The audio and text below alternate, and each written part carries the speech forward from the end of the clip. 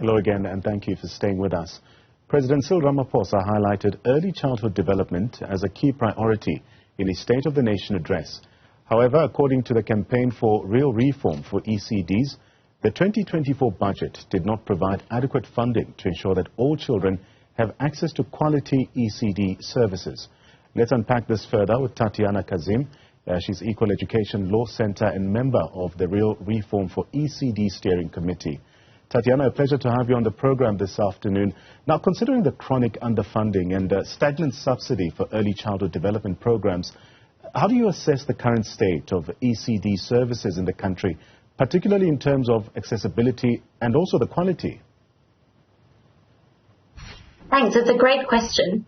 So, as a movement of ECD practitioners, parents and activists, we at the Real Reform for ECD campaign are seriously concerned by the fact that in 2024 we have yet another austerity budget that's going to further undermine young children's rights and jeopardise their life prospects. As you say, the ECD subsidy from government has remained frozen at just 17 rand per child per day for the 6th year in a row. And it's not just that the value of the subsidy is too low, it's also that the reach is much too limited. So it's only getting to about a third of children who are the lucky ones in ECD programs. It's just getting to about a third of those who are eligible for subsidised childcare. And the consequences of this are really severe. So out of the children who do attend early learning programs, which, by the way, is the minority, more than half of those fail to thrive by the age of 5. And, as many viewers or listeners will know, more than 80% of children by the time they reach grade 4 can't read for meaning, so they can't read and understand what they read. And this is partly because of the foundation or the shaky foundation that's laid by our underfunded ECD services. So the President has signalled the importance of ECD in the State of the Nation address, but we're not seeing this being carried through into the budget. I want us to crystallize some of the points that you make. As mentioned, the ECD subsidy has remained unchanged at just 17 rand per child per day for 6 consecutive years now, diminishing its real value by a quarter. Could you elaborate on the consequences of this prolonged underfunding on the sustainability and effectiveness of these ECD programs? Yes, absolutely. So if we take account of the rising cost of living and especially the rising cost of food, the value of the ECD subsidy has essentially declined to 13 rand in real terms. So what I mean by that is today, if I'm an ECD practitioner and I have that 17 rand subsidy in my pocket, I can essentially only buy 70% of the food or cleaning supplies or toys and books for the children in my care that I could have bought in 2019. So this is really contributing to the struggles that ECD practitioners face in providing quality services for young children. And that has knock-on effects across children's lifetimes. So we know, for example, that 1 in 4 children in South Africa is stunted, and that figure has remained constant for decades now. We also know that, as I mentioned, literacy levels at grade 4, so by the time children are age 10, are very low. So really we're seeing these long-term effects of failures to invest in ECD on children's bodies and brains and development and life prospects. Tatiana, with only a third of 3 to 5-year-olds having access to ECD programs and also significant disparities in access between urban and rural areas, what strategies do you propose to really ensure equitable access to quality ECD services across this country? The one really important thing is that we need to see sufficient investment to support the 1 million children who are in unregistered ECD programs, and also to build new low-cost ECD centres. So in the funding for ECD, we basically have an ECD conditional grant, 90% of which goes to this ECD subsidy. So that's for children who are already in ECD programs. Just 10% of it goes towards funding unregistered programs or to building new low-cost ECD centres. So in order to get more children into quality registered ECD programs, or even to get them into ECD programs at all. What we need to see is more investment in setting up and building and helping new ECD centres to maintain their infrastructure. Now, the big question is, what does that look like? I mean, the campaign for real reform for ECD advocates for an increase in the ECD subsidy to reach, 46 Rand per eligible child by day, that's by 2029. How feasible is this proposal that you make, and what steps need to be taken to actually realize it? So as you say, one very important thing is to gradually, progressively increase the value of that ECD subsidy.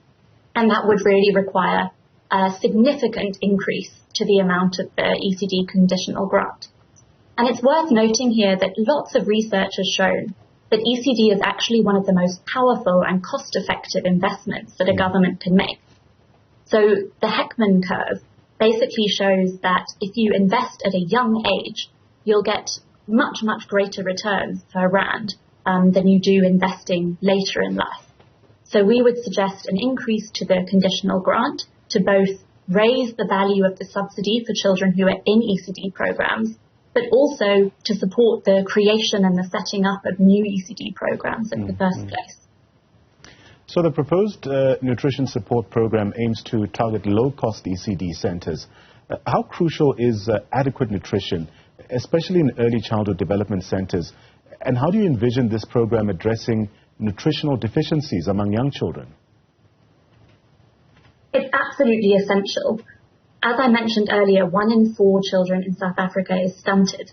And that's despite the fact that we do have the National School Nutrition Program for children at school-going age.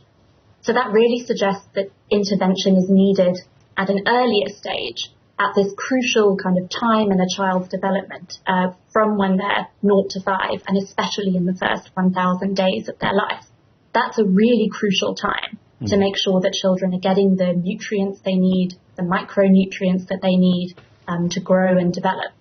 So we are pleased to see that there's 197 million rand earmarked for a nutrition pilot in the year 2024-25. But it's worth noting that this isn't new, right? There was already funding earmarked for an ECD nutrition pilot last year, but the promised pilot did not materialize. And so this year, we're really hoping to see that the DBE will leverage lessons from the National School Nutrition Program and apply those to the design of a pilot. And that will be launched without delay. And then beyond that, we want to see sufficient funding to ensure a national rollout of that ECD nutrition program. When we look at the child support grant, it currently falls below the food poverty line with only a modest increase in the budget. How do you think this affects child poverty rates, and what measures should be taken to ensure that SG adequately supports these children's basic needs? So a very stark figure is that 70% of children live in families who are below the upper bound poverty line, which is 1,558 rand per person per month. So 70% of children are in families who live below that poverty line. And as you say, at 530 rand a month, the child support grant is still a pretty long way below the food poverty line, which is 760 rand per month. Now, it's really important to note that the child support grant is not even enough to cover just nutritious food, let alone the other essentials that it's supposed to cover, such as clothing, for example, or fuel or transport for the family.